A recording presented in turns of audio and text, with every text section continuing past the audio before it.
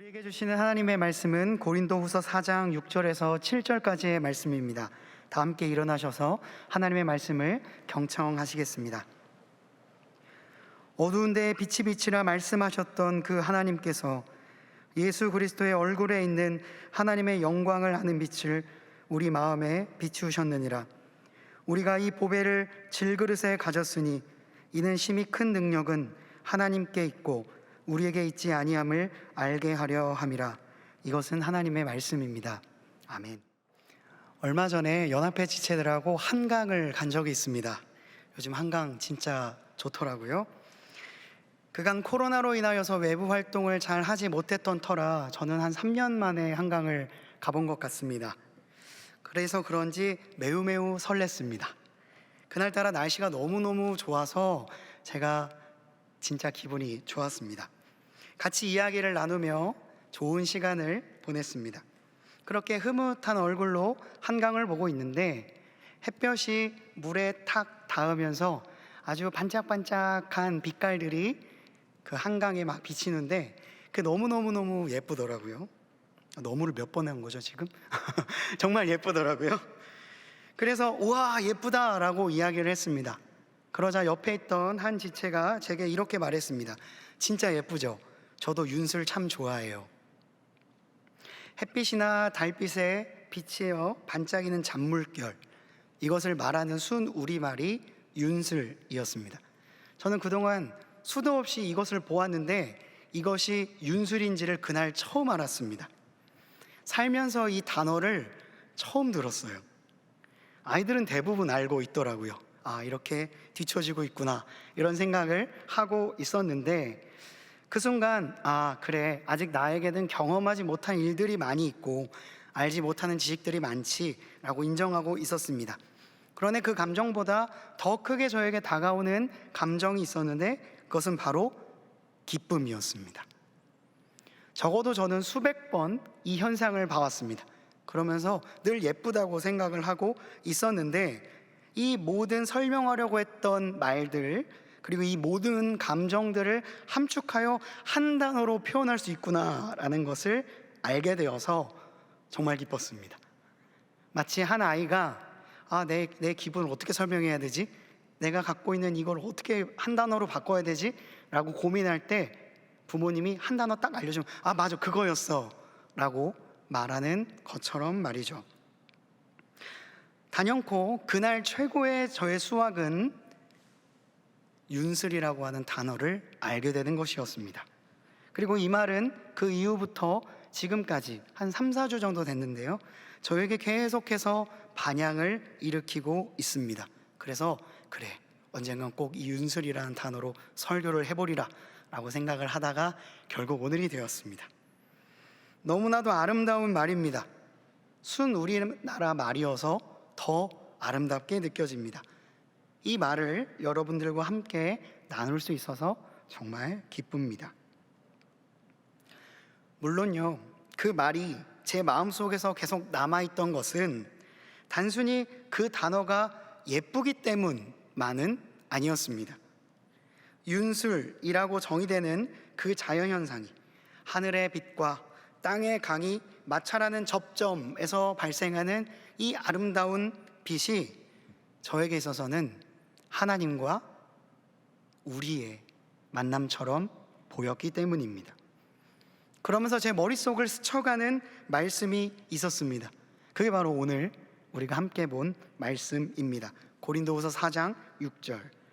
어두운 데에 빛이 비치라 말씀하셨던 그 하나님께서 예수 그리스도의 얼굴에 있는 하나님의 영광을 아는 빛을 우리 마음에 비추셨느니라. 성경이 하나님을 설명하기 위해서 선택하는 방법은 여러 가지가 있는데 그중 아주 대표적인 방법은 우리가 잘 알고 우리가 눈으로 잘 보았던 현상을 빗대어서 설명하는 방법입니다. 하나님의 오른손이라고 하는 말은 하나님의 능력을 의미하는 말이고, 하나님의 영인 성령을 종종 바람이라고 표현하는 것과 같습니다. 물론 이 모든 것이 다 하나님이 만드신 것이기 때문에 이 보는 모든 것에는 하나님의 손길과 흔적이 곳곳에 담겨 있다는 걸 우리는 이미 알고 믿고 있습니다. 그중 상당히 많이 사용하는 비유가 있습니다. 그것은 바로 하나님은 빛이시다 라고 하는 비유입니다. 하나님이 이 땅에 베풀어 주신 구원을 어둠 가운데 빛이 비추었다라고 표현하는 거죠. 오늘 특별히 찬양을 할 때 이런 말들이 되게 많이 나왔죠. 이 말은 성경이 우리가 받은 구원을 하나님의 빛이 우리의 영혼에 비추었다라고 표현했기 때문입니다. 이 단어는, 이 표현은 성경에 아주 자주 등장하게 되는데, 사도 요한은 특별히 이것을 많이 사용하는데, 그가 쓴 복음서 요한복음의 포문을 열며 그는 이렇게 말씀하고 있습니다. 참빛, 곧 세상에 와서 각 사람에게 비추는 빛이 있었나니. 이 빛이신 하나님을 전하러 온 분이 바로 예수님이다 라고 말을 하기 위해서 이 표현을 사용하는 것이죠. 그가 증언하러 왔으니, 곧 빛에 대하여 증언하고 모든 사람이 자기로 말미암아 믿게 하려 함이라. 그는 이 빛이 아니요 이 빛에 대하여 증언하여 온 자라. 구원의 열망마저 남아있지 않았던 흑암 가운데 있던 사람들에게 하나님께서 구원의 빛을 비추어 주셨습니다. 그 빛의 전달자로 때로는 세례 요한을, 때로는 예수님을 사용하셔서 이 땅에 오셔서 하나님의 빛을 세상 가운데 선포하셨다라고 하는 것이 모든 복음서가 공통적으로 이야기하고 있는 바입니다. 마태는요, 이 모든 상황을 종합하여서 분명히 우리에게 알려주고 있습니다.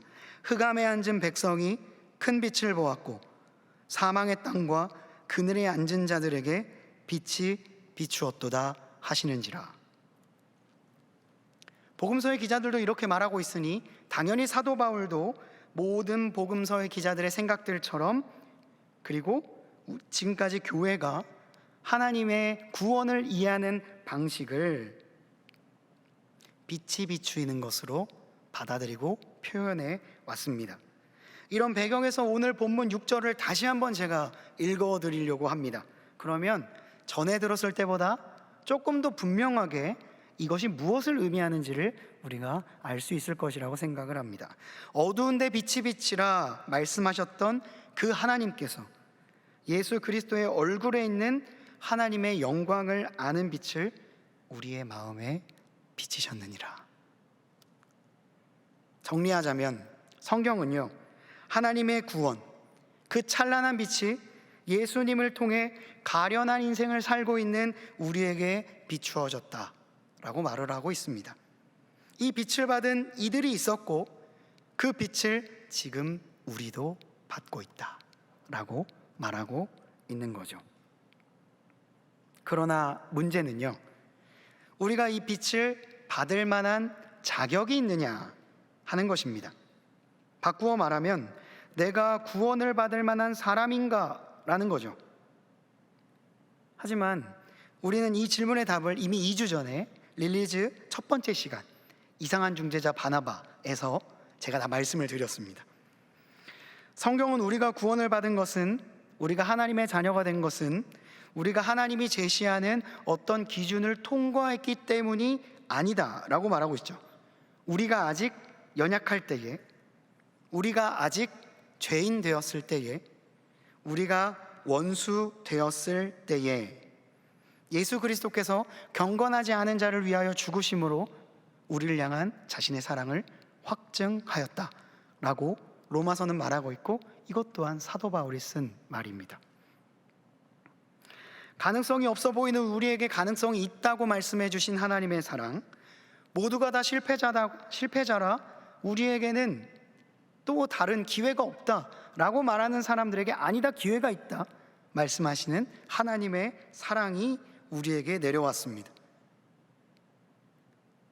우리 스스로를 정죄할 때에도 우리에게 기회를 베풀어 주시는 분이 하나님이셨고, 그 말씀을 예수님을 통해서 직접 우리에게 확증하신 분이 바로 하나님이다 라고 말을 하고 있는 것이죠.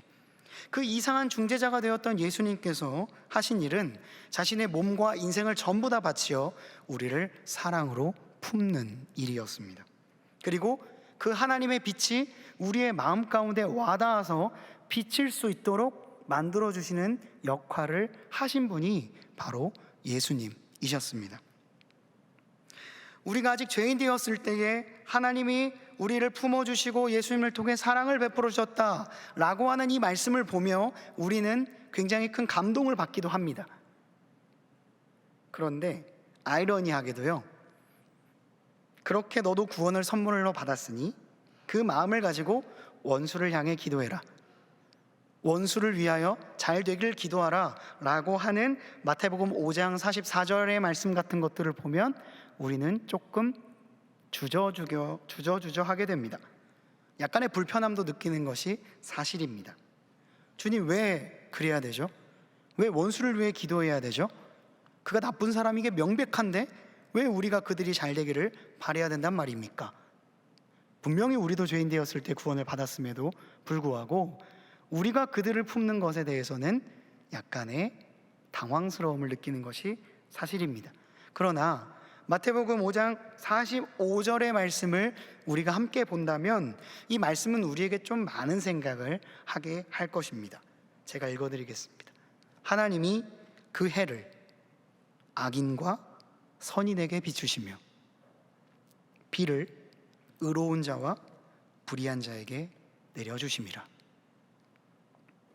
왜냐하면 햇빛이 어디는 비치고 어디는 안 비치지 않기 때문입니다. 우리를 구원하신 하나님의 빛도 한 곳에만 딱 비쳐서 거기만 구원하고 다른 곳에는 비치지 않는 것이 그게 아니라는 뜻이죠.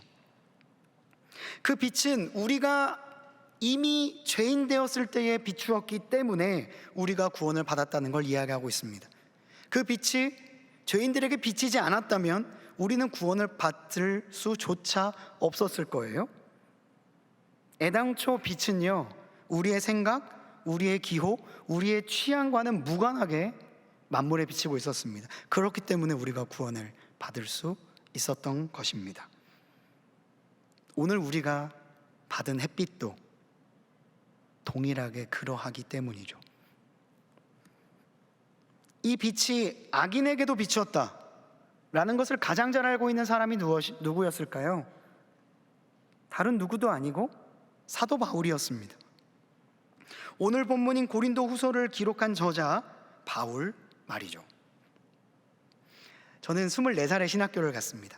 그래서 학사를 1학년으로 24살에 시작을 했어요. 신학교에 다닐 당시에 24살의 신동철 학우에게 큰 전환점이 되었던 수업이 하나 있었습니다. 그것은 에세이 작성법이었습니다.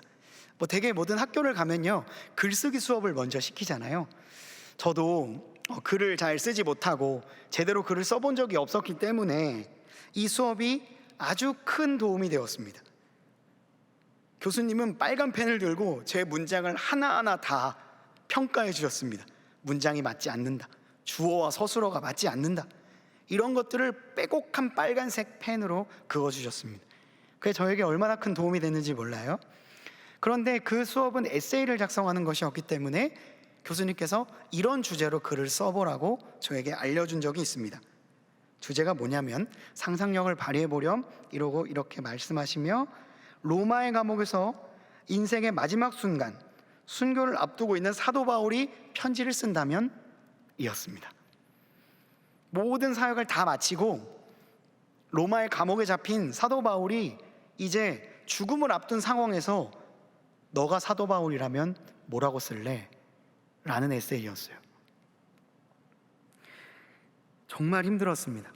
이 글을 쓰기 위해서 얼마나 성경을 계속해서 읽고 글을 썼다 지웠다 퇴고를 했는지 모릅니다. 그렇게 수많은 밤을 지새며 A4 용지 한 장 반 분량의 글을 썼습니다. 그 글의 제목은 비밀스러운 빛이었습니다. 도저히 부끄러워서 그 글을 다 여러분들에게 공개할 수는 없습니다. 그래서 그것을 다시 찾아서 어느 부분을 조금 현대의 시각으로 각색해서 좀 손을 봐서 조금 갖고 왔습니다. 읽어드릴게요. 과거 나는 내가 만들어낸 창으로 세상을 관망했다. 그러나 내 모든 것이 바뀌었던 비밀스러운 햇빛이 비추었던 그날, 나는 내가 아주 작은 창으로 세상을 바라보고 있다는 것을 깨닫게 되었다. 그들이 받았다고 주장하는 빛을 나도 받게 되었다. 그 빛은 그들만이 아니라 죄인된 나에게 또한 비추이고 있었다. 그들을 죽이려고 했던 내 머리에도 동일하게 따스하게 내리고 있었다. 후회가 파도처럼 밀려왔다. 나는 나의 고집스러운 창을 걷어버렸다. 그리고 한동안 그 비밀스러운 햇빛에 몸을 맡겼다. 그 빛을 많은 이들에게 전하며 살아온 지난 시간, 나는 지금 차가운 감옥 안에 있다. 나는 곧 형장의 이슬로 사라질 것이다. 나에게 죄가 있다면 나와 같은 악인에게도 선인에게도 동일하게 비추었던 그 눈부시게 환한 빛을 따라 살아온 것뿐이다. 후회는 없다. 그 빛을 가지고 있기 때문에. 비록 마침표는 찍히지만 이것이 끝이 아님을 안다. 그가 눈물로 심어놓았던 씨앗이 햇빛을 받아 푸르른 새싹을 돋아낼 것이고 곧 피어나 꽃을 피울 것이기 때문이다. 그 비밀스러운 빛은 여전히 따스하게 비치고 있다. 나와 같은 악인에게도, 지금도 신실하게 살아가는 선인들 모두에게 비치고 있다. 그 따스한 비밀스러운 빛이 차가운 내 마음을 녹이고 있다. 잘 썼다고 생각하진 않습니다. 하나님의 구원, 그 찬란한 빛이 예수님을 통해 가련한 인생을 사는 우리에게 비추어졌습니다. 그 빛을 받은 이들이 있었고 그 빛은 지금 우리에게도 동일하게 비치고 있습니다. 바울이 받았던 그 빛, 마음속에 간직했던 빛, 그의 눈을 멀게 만들었던 빛이 있었습니다. 그 비밀스러운 빛이 사도 바울을 완전히 다른 사람으로 만들어 버렸던 거죠. 사도 바울은 이 감정을, 이 감격을 성경에 기록해 두었습니다. 그것이 우리가 오늘 읽은 말씀입니다. 제가 다시 한번 이 말씀을 7절까지 읽어드리겠습니다. 어두운 데에 빛이 비치라 말씀하셨던 그 하나님께서 예수 그리스도의 얼굴에 있는 하나님의 영광을 아는 빛을 우리 마음에 비추셨느니라. 우리가 이 보배를 질그릇에 가졌으니 이는 심히 큰 능력은 하나님께 있고 우리에게 있지 아니함을 알게 하려 함이라. 보배와 같은 그 찬란한 빛이 악한 자신에게, 연약하고 깨어지는 질그릇과 같은, 흙그릇과 같은 자신에게 비추었다는 겁니다. 그렇게 바울에게 인생의 올바른 의미와 목적을 알게 하시고 하나님의 사랑과 은혜를 깨닫게 해주셨다는 거죠. 사도 바울에게 비추었던 그 빛, 그 외에도 수많은 그리스도인들에게 비추었던 그 빛은 시간이 흘러 2022년 지금 이 순간을 살아가고 있는 우리에게도 동일하게 비추이고 있습니다. 바울이 그 빛을 보았을 때에 비추었던 해와 지금 우리를 비추고 있는 해가 동일한 것처럼 말이죠. 여전히 질그릇과 같은 우리에게 그 빛은 비추이고 있습니다. 설교 서두에 저는 윤술이라고 하는 단어가 단순히 예뻐서 기억에 오래 간직되지 않았다라고 말씀드렸습니다. 윤술이라고 전해내는 그 자연현상, 하늘에서 빛이 내려와 땅에 강물이 흘러가는 것과 마주침으로 발생하는 그 빛의 가루들, 그것이 하나님과 우리의 만남을 떠올리게 했기 때문이다 라고 말씀을 드렸습니다. 하나님의 빛이 내려옵니다. 그리고 우리의 인생 가운데 그 빛이 만나는 순간 빛이 반짝반짝 하고 윤술이 발생하게 되는 거죠. 창조주 하나님이 악인과 선인 모두에게 비치고 있는 이 구원의 빛이 이 땅을 힘겹게 살아가고 있는 모든 사람들과 조우하는 일이 지금 이 순간도 벌어지고 있다는 겁니다. 빛이신 하나님께서 흘러가는 우리의 인생과 단면과 만나서 윤술이 발생합니다. 하나님이 제 인생과 만나서 발생하는 윤술은 제가 만나는 모든 사람들이 동일하게 받고 있는 윤술입니다. 저만 만나는 것이 아니라 지금 여러분들의 인생과도 동일하게 하나님의 빛은 만나고 있습니다. 여러분들의 인생을 통해 윤술이 지금도 계속해서 만들어지고 있는 것입니다. 살고자 발버둥 쳤던 시간도 떠올랐습니다. 그 시간들도 하나님과 만난다면 윤술이 되겠구나. 오히려 강물이 흘러갈 때 그 윤술이 더 밝게 빛나는 것처럼 내가 어떻게든 살아가려고 발버둥 쳤던 그 몸짓이 하나님과 만난다면 그것이 윤술이 되겠구나 라는 생각이 들었습니다. 한낮에 윤술이 들 때 물은 은빛을 띈다고 합니다. 그리고 달빛과 만나면 윤술은 금빛을 낸다고 하죠.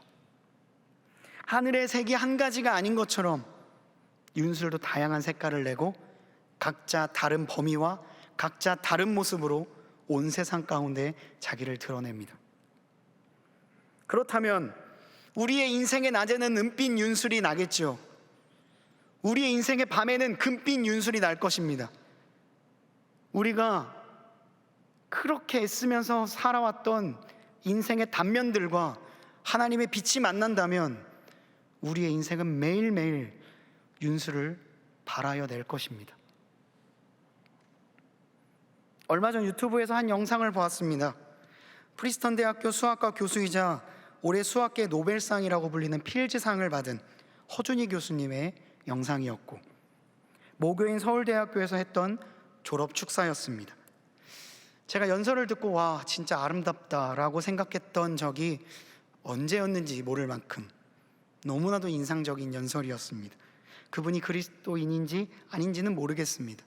하지만 그의 말에는 정말로 윤슬과 같은 단어들이 있었습니다.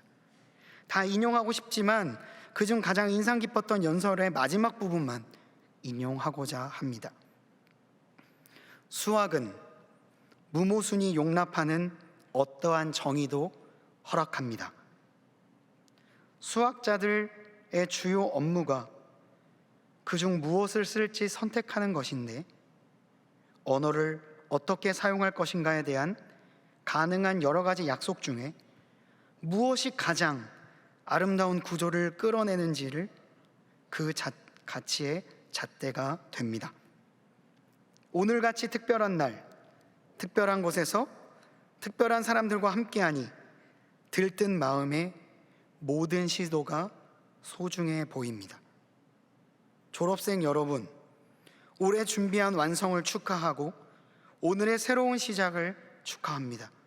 서로에게 그리고 자신에게 친절하시길, 그리고 그 친절을 먼 미래의 우리에게 잘 전달해 주길 바랍니다. 저도 모르게 아멘을 할 뻔했습니다. 이 연설을 들으며 얼마 전 다니던 학교를 졸업했던 우리 엑츠브릿지의 수많은 친구들이 먼저 생각났어요. 코로나 상황 가운데에서 신입생이 됐던 친구들, 학교를 가니 3학년이 되어 있는 우리 친구들이 떠올랐습니다. 낯선 온라인 상황 가운데에서 친구들과 친해지기도 전에 너무나도 많은 시간을 보내어서 혼란과 두려움을 가지고 학교 생활을 할 수밖에 없었던 우리 친구들, 그리고 그런 시간을 거쳐서 졸업을 했던 우리 친구들이 떠올랐어요. 각자 자리에서 어떻게든 살아보려고 집에서 춤을 켜고 발버둥 치면서 신앙을 지켜왔던 이들도 생각났습니다. 이 예배당이 텅텅 비어서 혼자 설교했던 적도 있고, 그때의 온라인으로 각자의 자리에서 예배를 드렸던 이들의 모습도 떠올랐습니다. 단순히 졸업한 친구들 뿐만 아니라 지금 이 자리에 있는 모든 우리 엑츠브릿지의 지체들, 그리고 이 예배를 드리고 있는 수많은 성도님들이 생각이 났습니다. 그것이, 그 모든 시도가, 그 발버둥과 몸부림이 허준희 교수님이 말하는 모순이 아니었다면, 신앙적으로 바꾸어서 그것이 악한 일이 아니었다면, 그 모든 시도는 가치 있는 일이었음을 믿습니다. 그리고 모든 시도가 소중해 보인다, 모든 시도가 소중해 보인다고 하는 그 교수님의 말처럼 여러분들이 했던 모든 무모순의 시도들도 가장 아름다운 구조를 만들어내기 위해, 가장 아름다운 공식, 가장 아름다운 언어, 가장 아름다운 삶의 형태를 만들어내기 위한 몸부림이었다는 것을 저는 믿습니다. 이 모든 것이 여러분들이 삶에서 어떻게든 윤수를 만들어내고자 했던 시도였다고 믿습니다. 이제 말씀을 마무리하려고 합니다. 큐티진 상단에는요, 매일 4장씩 성경을 일독하면 1년의 성경 전체를 통독할 수 있는 매일 성경 읽기 본문이 기록되어 있습니다. 혹시 모르셨다면 오늘부터 도전해 보시면 됩니다. 내년 이맘때쯤 성경을 일독할 수 있거든요. 지금 읽고 있는 성경 일독 본문 말씀은 에스겔서입니다. 매일 4장씩 읽고 있습니다. 저뿐만 아니라 모든 교역자들이 그것을 읽고 있습니다. 그러던 중에, 이 말씀을 읽고 있던 중에 제 마음을 아주 강력하게 두드렸던 말씀이 하나 있었습니다. 바로 에스겔서 16장 6절 말씀이었는데, 이 말씀을 보기 전에 배경을 좀 설명해 드리자면, 하나님이 에스겔에게 했던 한 비유입니다. 한 아이가 태어났어요. 이 아이의 부모는 이 아이를 키울 자신도 여력도 없었고 마음도 없었습니다. 그래서 이 아이를요, 탯줄을 겨우 뗀 상태에서 피투성이가 된 채 들판에 버립니다. 들판에 버려서 자신의 힘으로는 아무것도 할 수 없는 아이, 피투성이가 된 채 발길질을 하고 있고 몸부림을 치고 있는 그 아이 곁을 누군가가 지나갑니다. 그리고 그 아이를 모른 채 하지 않고 그 아이에게 다가가 이렇게 말합니다. 에스겔 16장 6절입니다. 너는 피투성이라도 살아있으라. 다시 이르기를, 너는 피투성일지라도 살아있으라. 그는 그 아이를 집으로 데려가 깨끗이 씻고 기름을 바르고 먹을 것을 주고 옷을 입히고 그 아이를 존귀하게 다루어 줍니다. 이것이 하나님이 에스겔을 통해 이스라엘에게 베풀었던 사랑이다 라고 말하고 있습니다. 물론 에스겔설은 그 아이가 훗날 커서 그 사람을 배반했다는 이야기로 끝이 나게 되는데, 중요한 것은 하나님이 우리를 어떻게 보고 있었느냐입니다. 피투성이라도 살아있으라. 너의 인생이 비록 지금 시궁창 같을지라도 그래도 살아야 한다. 내가 너와 함께 할 것이고 내가 너에게 매일매일 빛을 비추어 줄 것이다. 하나님은 지금도 우리에게 이렇게 말씀하고 있습니다.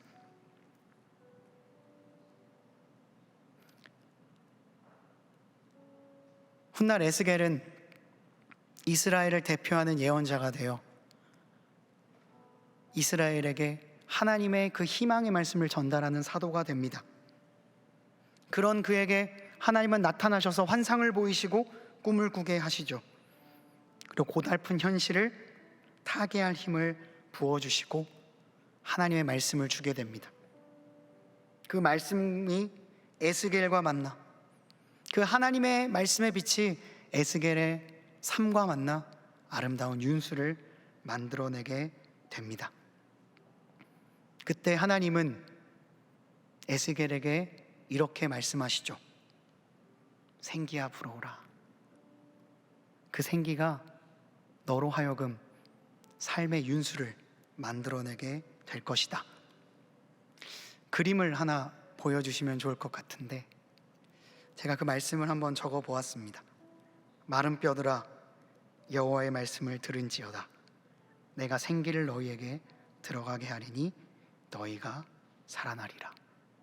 에스겔 37장 4절에서 5절까지의 말씀입니다. 여러분, 어떤 삶을 살아오셨습니까? 그 몸부림은 여러분들에게 어떤 상처를 만들어 놓았습니까? 그러나 여러분들의 인생의 굴곡에 있는 그 아픈 상처는 하나님의 빛을 더 밝게 비출 윤술이 될 줄로 믿습니다.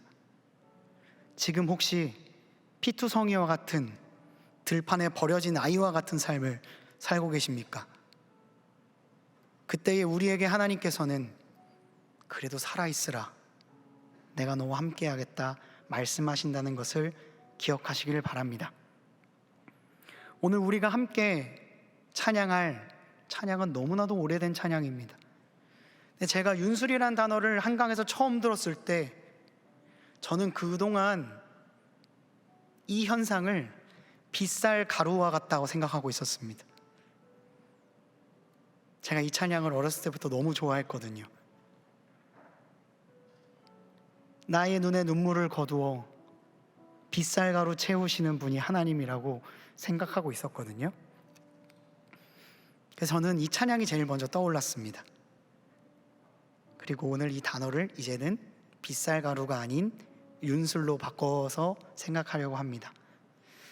여러분들의 삶 가운데 눈물을 거두어 빗살가루를 채워주시는 주님, 윤술을 만들어주시고 그 윤술로 여러분의 삶을 빛나게 하실 주님이 오늘 여러분의 마음 가운데에도 하나님의 빛을 비추어 주시기를 간절히 축원합니다. 기도하시겠습니다. 아버지 하나님, 감사합니다. 우리의 인생은 내가 정의하기에도 너무나도 보잘것없는 질그릇과 같습니다. 조금만 경로를 이탈하면 깨지는 질그릇과 같고 흙으로 뒤덮인 질그릇과 같습니다.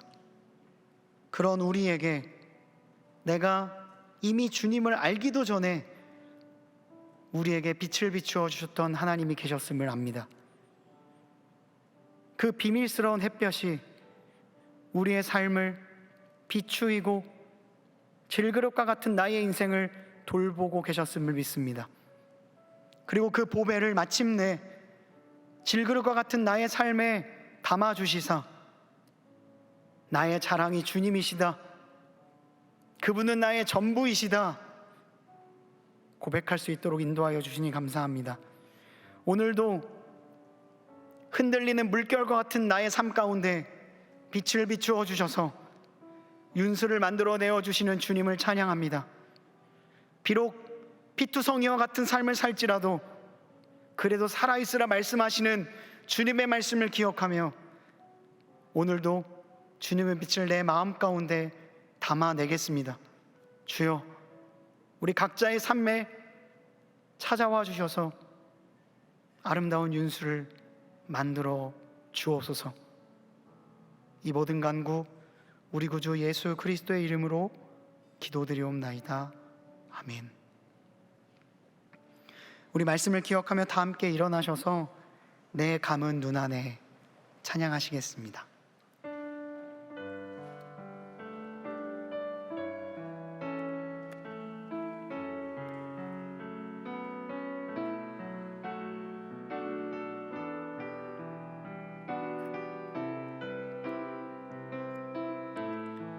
함께 찬양하겠습니다. 내 감은 눈 안에 이미 들어와 계신 예수님, 나보다 앞서 나를 찾아주시네. 내 뻗을 두 손 위로 자비하심을 내어주시니 언제나 먼저 나를 위로하시네.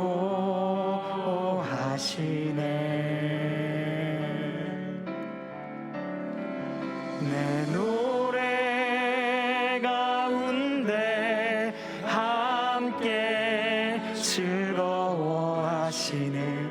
늘 나의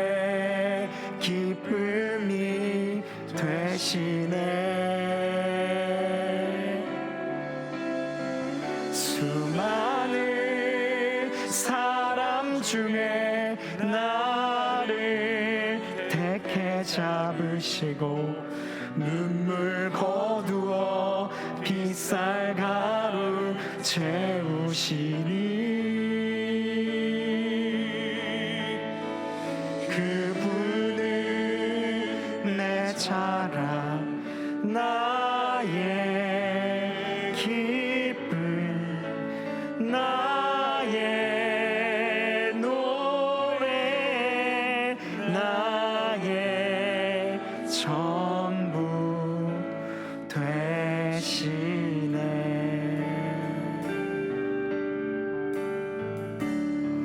우리 다시 한번 찬양하겠습니다.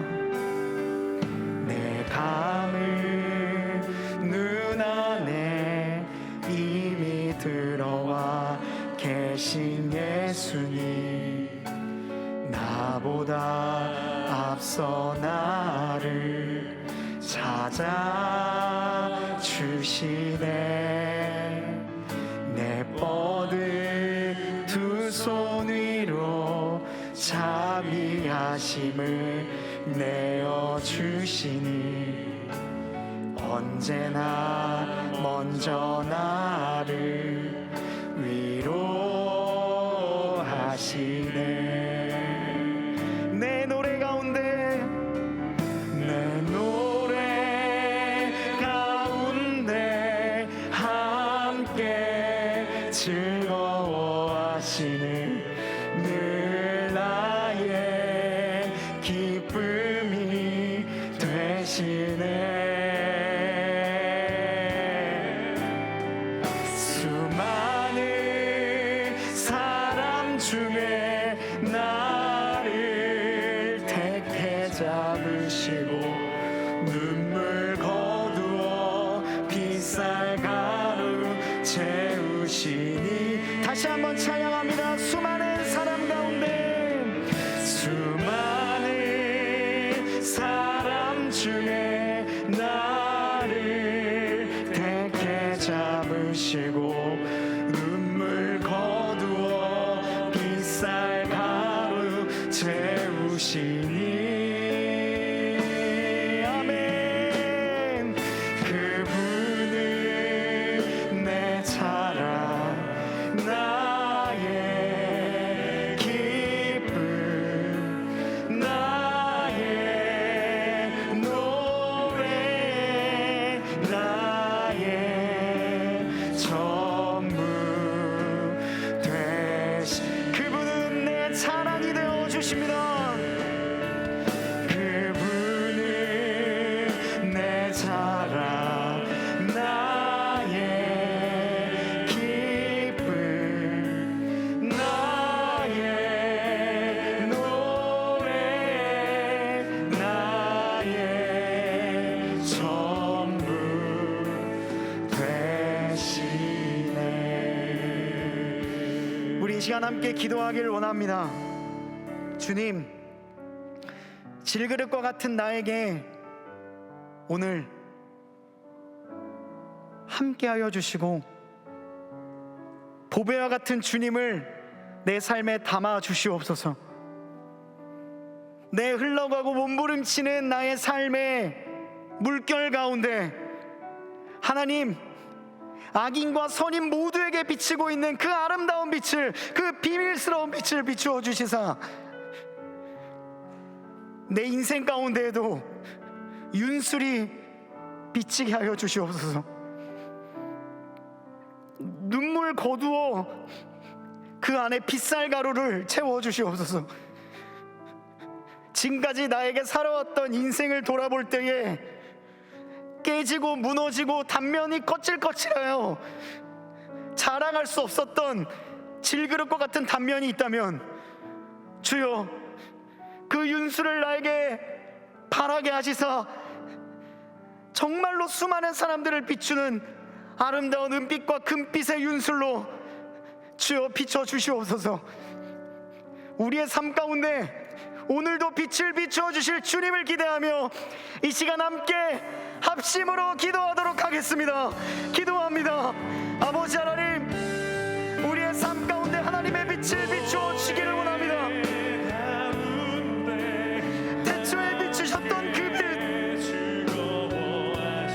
어둠을 몰아내셨던 그 빛, 흑암이 가득한 땅 가운데 비추셨던 그 빛, 그 빛을 오늘 우리에게 내려주시옵소서. 나는 나의 인생이 너무나도 가치 없다 생각했던 적이 많습니다. 질그릇 것 같고 흙그릇 것 같다고 생각했던 적이 너무나도 많습니다. 주님, 나의 인생 가운데 그 깨어진 당면을 외면하지 않으셨던 주님을 오늘 우리에게도 동일한 빛을 비춰주실 줄로 믿습니다. 내 흔들리고 몸부림쳤던 인생의 삶의 여정 가운데 모든 시도를 소중히 여겨주셨던 주님이 우리의 주님이심을 믿습니다.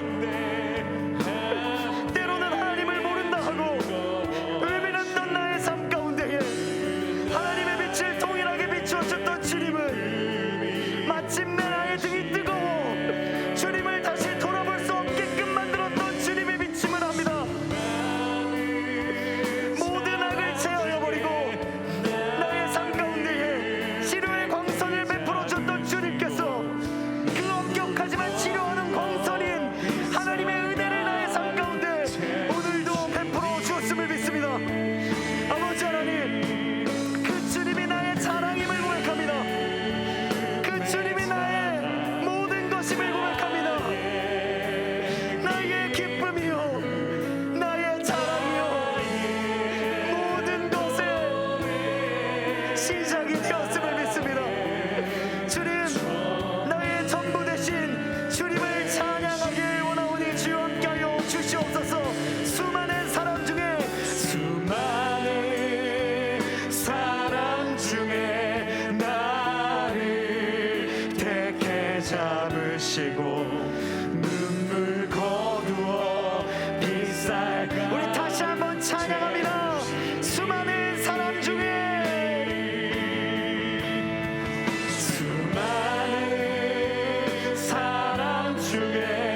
나를 택해 잡으시고 눈물 거두어 빛살 가운 채우시니 주님은 우리의 자랑입니다. 주님은 내 자랑, 나의 기쁨, 나의 노래, 나의 다시 한번 찬양합시다. 그분은 나의 자랑이 되어 주십니다. 그분은 내 자랑, 나의 기쁨, 나의 노래, 나의 전부 되시네. 그분은 내 자랑, 그분은 내 자랑, 나의 기쁨, 나의 노래, 나의 전부 되시네. 하나님, 우리가 이 보배를 우리의 질그릇에 담습니다. 그것은 우리의 자랑이 나 자신이 아니라 하나님의 의, 하나님의 사랑, 하나님의 빛, 하나님의 은혜이기 때문임을 고백합니다. 이 고백이 우리의 삶에 알알이 박혀 영원토록 빛나게 하여 주시옵소서. 이 모든 간구 우리 구주 예수 그리스도의 이름으로 기도드리옵나이다. 아멘. 9월 이달의 말씀을 함께 선포하시겠습니다. 오직 성령의 열매는 사랑과 희락과 화평과 오래 참음과 자비와 양선과 충성과 온유와 절제니 이 같은 것을 금지할 법이 없느니라. 아멘.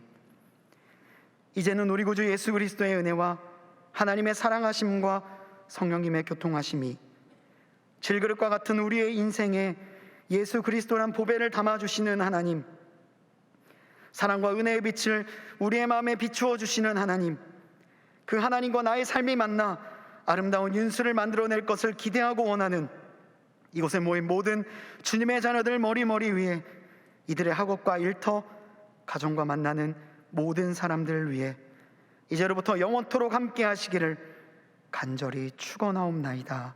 아멘.